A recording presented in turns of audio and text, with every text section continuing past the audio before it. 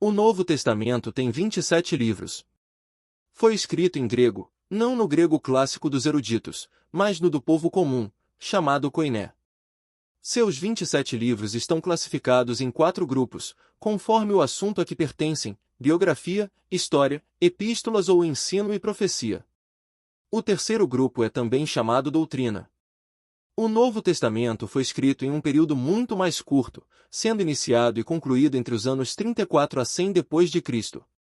O Novo Testamento foi escrito por possivelmente 8 ou 9 autores, a saber: Mateus, que segundo Eusébio de Cesareia, teria escrito seu evangelho em hebraico e entregue a Marcos, que teria traduzido para o grego.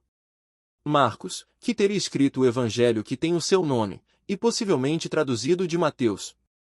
Lucas, que escreveu o evangelho com seu nome e Atos dos Apóstolos. João, que escreveu o evangelho com seu nome, as cartas de 1ª, 2ª e 3ª epístolas de João, e Apocalipse. Em outro vídeo falaremos exclusivamente sobre o livro de Apocalipse. Paulo, que escreveu o conjunto de cartas que vai de Romanos até Filemon. Tiago, Judas e Pedro, que escreveram cartas com seus nomes. E um autor desconhecido que escreveu a Epístola aos Hebreus. No vídeo anterior, falamos do processo de canonização do Antigo Testamento.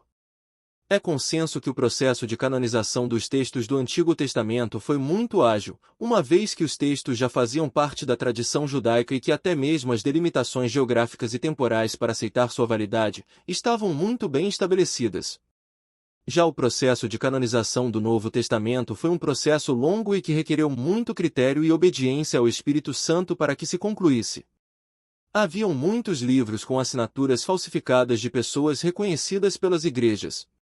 Por este motivo, foi um longo trabalho buscando evidências cabais de que aquele livro fora escrito por algum dos líderes reconhecidos da igreja.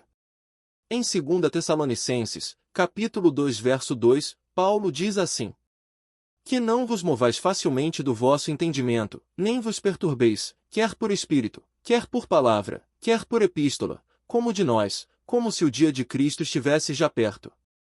Isto nos mostra o que vemos nos achados arqueológicos, que havia uma produção volumosa de textos escritos por grupos religiosos, principalmente gnósticos, que usavam assinaturas falsas de pessoas conhecidas da igreja como Barnabé e o próprio apóstolo Pedro, para disseminar suas doutrinas heréticas. Então, foram adotados basicamente 3 critérios para o processo de canonização desses textos.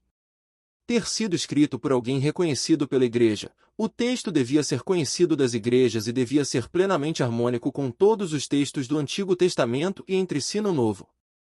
Então, em 367 d.C., Atanásio de Alexandria propôs a primeira lista do Novo Testamento, que foi aceita pelo Concílio de Hipona em 393 d.C., e finalmente aceito pelo Terceiro Concílio de Cartago em 397 d.C. Não é incomum encontrarmos pessoas e até mesmo grupos religiosos que arvoram em dizer que a Bíblia é fruto de uma produção unicamente humana e que atende interesses da Igreja Católica. Entretanto, o que vemos é um livro que, apesar de ter sido produzido no passado e em contexto completamente diferente do nosso, podemos constatar que é plenamente contemporâneo em sua mensagem e que é tão poderosa, que é a única coisa capaz de mudar a vida de uma pessoa. Quem defende que a Bíblia atende interesses humanos ou que livros foram tirados ou colocados por interesse da Igreja Católica ou Protestante, vou colocar algumas curiosidades que muitos ignoram. Durante o período da patrística, muitos reconheceram como inspirados os livros apócrifos que hoje fazem parte da Bíblia Católica no Antigo Testamento. Porém, Jerônimo, o teólogo responsável por traduzir a Bíblia do grego para o latim, produzindo a versão conhecida como Vulgata Latina, afirmava que os textos de Judite, Baruque, Macabeus, Eclesiástico e Sabedorias não possuíam qualquer valor doutrinário, servindo somente como textos históricos que auxiliavam na compreensão dos contextos históricos. No Concílio de Jamnia, os livros de Ester e Cantares de Salomão foram colocados em dúvida, uma vez que Cantares era considerado muito erótico e o de Ester não ter sido escrito na Palestina. Lutero queria tirar o livro de Apocalipse, pois o considerava fantasioso e judaizante, assim como entendia que deveria se retirar também o livro de Ester. Os livros que compõem a Bíblia têm textos claros que vão contra as doutrinas de veneração de santos, imagens, purgatório, dentre tantas outras, o que evidencia claramente que os textos não foram colocados para atender interesses da Igreja Católica. Não podemos esquecer também, é que os textos não eram adquiridos com a facilidade que encontramos hoje. Em muitos casos, os textos eram copiados em todo tipo de material, de cacos de vasos de barro, a pele de animais. Mas apesar de não possuirmos o autógrafo, versão original escrita pelo autor do texto, as muitas cópias encontradas, datadas em diferentes épocas, nos mostraram que o texto que temos hoje é a mesma que foi escrita no passado. Neste processo de conservação, a Septuaginta, conhecida também como a versão dos 70, foi muito importante. Nunca foi encontrada um exemplar da Septuaginta, mas os diversos fragmentos encontrados desta versão grega do Antigo Testamento, que é citada por Flávio Joséfo, historiador judeu do primeiro século, nos mostra que ela de fato existiu apesar de alguns negarem isto. O trabalho dos pais da Igreja, homens piedosos que viveram nos 4 primeiros séculos de nossa era, foi muito importante para a conservação dos textos bíblicos. Neste contexto, não podemos deixar de citar a gigante contribuição de Orígenes com a sua Hexapla. Um trabalho magnífico que continha o texto em hebraico, o texto em hebraico transliterado para o grego, a versão de Áquila de Sinope, a versão de Símaco, a versão de Teodósio e uma versão da Septuaginta com algumas interpolações do texto de Teodósio. Mas estes eram apenas o trabalho que podemos chamar entre muitas aspas, como institucionalizado. Mas havia circulação de textos bíblicos em todo lugar. As pessoas, em especial os cristãos, faziam o que podiam para ter a palavra de Deus disponível em todo lugar.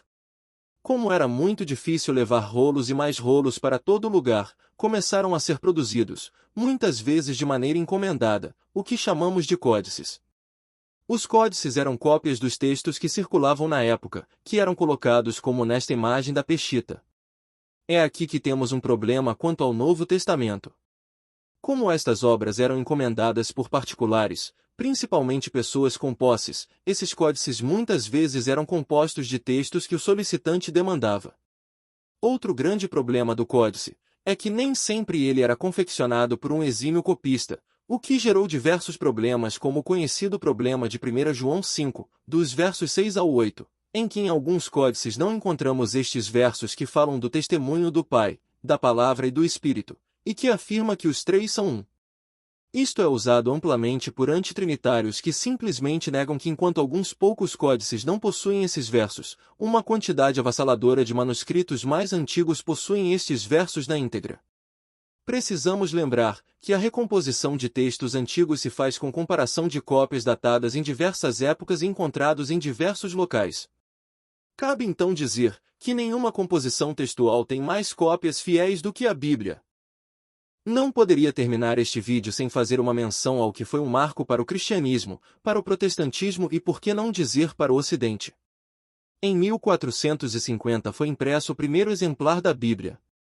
Conhecida popularmente como a Bíblia de Gutenberg, marcou o início da imprensa, e marcou o ponto de partida para todo aquele que quisesse ter uma versão da Bíblia em seu próprio idioma. Uma vitória da Reforma Protestante, que já possuía nomes que batalharam pelo direito de ter acesso livre e irrestrito às pérolas do Evangelho do Senhor como John Hus, William Tyndale, John Wycliffe, e tantos outros. Apresentamos nestes 2 vídeos em que falamos da Bíblia, algumas evidências e fatos históricos que comprovam que não houve adulteração do texto bíblico e nem convenção intencional de qual texto deveria ou não ser colocado ou rejeitado. O processo de escrita da Bíblia foi conduzido pelo próprio Deus, que escolheu homens santos, inspirando-os a escrever cada palavra que encontramos ali. Na sua preservação, vemos o poder de Deus manifesto para que cada um dos textos não se perdesse ou fosse destruído, vencendo o tempo e as muitas mãos que se levantaram para destruir a obra divina. Em sua canonização, vemos o agir do Espírito Santo, conduzindo os homens para que, mesmo contra a vontade, reconhecesse somente os livros que nasceram no coração de Deus. A Bíblia é a poderosa, perfeita e maravilhosa palavra de Deus. Sua inspiração é plenária, não somente contendo, mas sendo a palavra de Deus.